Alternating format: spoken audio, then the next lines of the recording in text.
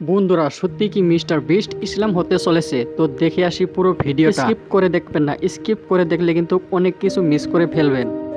বর্তমান বিশ্বের সেরা ইউটিউবার হলো মিস্টার বিস্ট, যা আমরা সকলেই জানি। মিস্টার বিস্ট এমন একজন ইউটিউবার যার ইউনিক কন্টেন্টের কারণে সকলের জনপ্রিয়। মিস্টার বিস্ট একজন আমেরিকান ইউটিউবার, তার নাম হলো জেমস স্টেফেন ডোনাল্ডসন। অনেকেই তাকে জেম্মি ডোনাল্ডসন নামে ডাকে। বর্তমানে তার চ্যানেলের সাবস্ক্রাইবার সংখ্যা 231 মিলিয়ন এবং তার সর্বমোট চ্যানেল হলো 6টি। এই 6টি চ্যানেল একসাথে করলে তার মোট সাবস্ক্রাইবের সংখ্যা 368 মিলিয়ন। তিনি এত বড় একটি ফ্যান বেজ বানিয়েছে যে তার কোনো কথা বা কর্মকাণ্ডের পুরো বিশ্বে ইফেক্ট ফেলতে পারে তার ফ্যান বেজরা।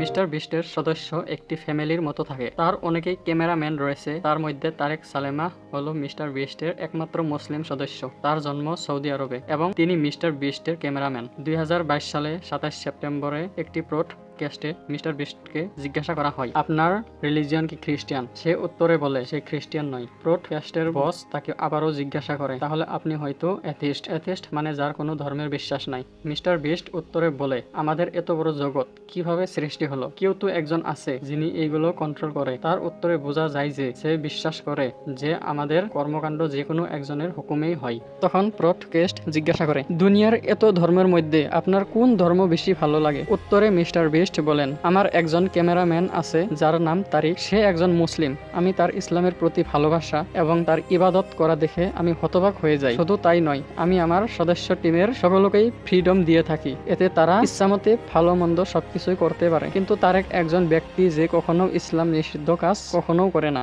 আমাদের এই কালচারের মদ, বিয়ার এসব খাবার স্বাভাবিক, কিন্তু তারেক কখনো এসব পান করে না। তারেকের ইসলামের প্রতি এত ভালোবাসা এবং সম্মান যা আমাকে ইসলামের কাছাকাছি যেতে বাধ্য করে। এরপর হোস্ট মিস্টার বিস্টকে প্রশ্ন করে, আপনি কি ইসলাম ধর্ম গ্রহণ করবেন? উত্তরে সে বলে, আমি এই ব্যাপারে এখন কিছু বলছি না, কিন্তু ভবিষ্যতে যদি কোনো ধর্মকে গ্রহণ করতে হয় তাহলে ফার্স্ট চয়েস হবে ইসলাম। পডকাস্টের দর্শন এবং সকলেই অবাক হয়ে যায় তার এই মন্তব্যই। অবশেষে আমরা বলতে পারি যে আমাদের ভালো ব্যবহার, আচার আচরণের কারণেও অমুসলিম কোনো বন্ধু আকৃষ্ট হয়ে ইসলাম গ্রহণ করতে পারে।